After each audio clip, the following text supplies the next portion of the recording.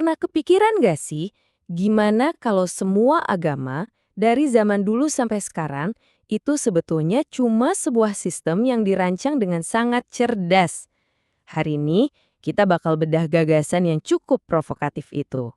Nah, pikiran kayak gini tuh biasanya muncul pas kita mulai sadar, kok ada banyak banget kesamaan yang aneh ya. Kisah-kisah yang sama, tokoh-tokoh yang mirip, muncul di berbagai kepercayaan yang padahal beda benua dan beda zaman. Jadinya kerasa kayak sebuah formula yang diulang-ulang, bukan wahyu yang benar-benar unik. Coba deh kita lihat polanya. Jauh sebelum ada cerita banjir zaman Nabi Nuh, udah ada epos Gilgamesh dari Mesopotamia yang ceritanya mirip banget. Terus, ada juga pola soal tokoh penyelamat yang punya 12 pengikut atau konsep dewa trinitas. Kok bisa sih pola-pola ini muncul di mana-mana? Ini nih yang bikin kita bertanya-tanya. Jadi pertanyaannya, apakah semua kesamaan ini nunjukin satu kebenaran universal? Atau ini justru jadi bukti kalau agama itu ya cuma alat buatan manusia?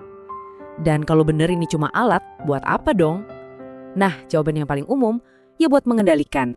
Sepanjang sejarah, cara paling gampang buat ngendalin orang banyak itu ya lewat rasa takut. Gampang aja, ciptain konsep neraka, bikin ancaman hukuman dari Tuhan, atau kasih cap sesat buat siapa aja yang nggak nurut. Dijamin orang-orang bakal patuh. Polanya tuh udah ada dari zaman dulu banget. Ambil contoh mitologi Yunani kuno deh.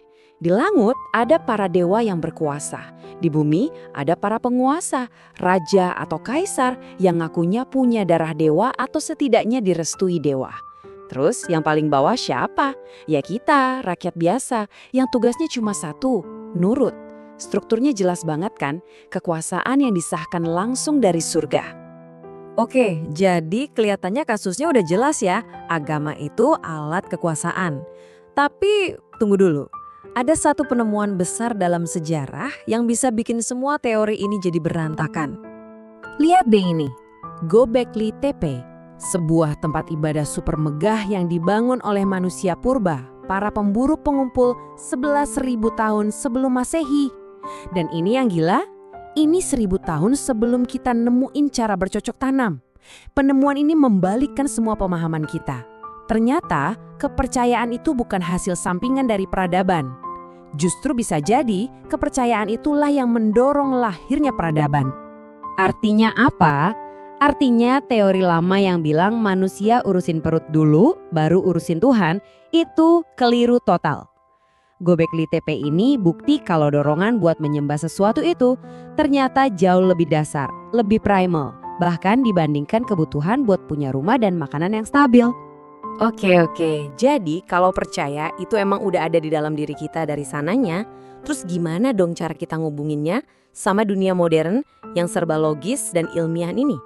Ini kan kayak perdebatan klasik, iman lawan sains. Tapi, gimana kalau kita lihatnya bukan sebagai pertarungan? Coba kita pakai analogi sederhana ya. Anggap aja ada sebuah kue di depan kamu. Nah, sains itu tugasnya ngejelasin apa dan bagaimana.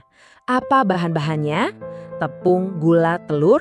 Bagaimana cara buatnya? Dipanggang di suhu 180 derajat. Tapi, sains gak akan pernah bisa jawab pertanyaan mengapa.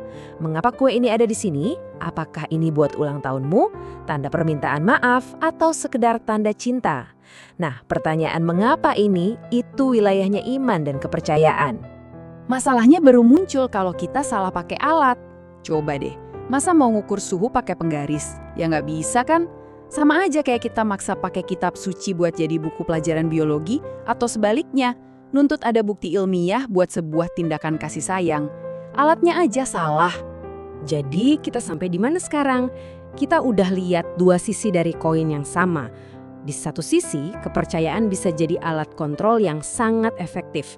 Tapi di sisi lain, dorongan untuk percaya itu sendiri ternyata adalah sesuatu yang sangat mendasar, yang mungkin udah jadi bagian dari DNA kita sebagai manusia.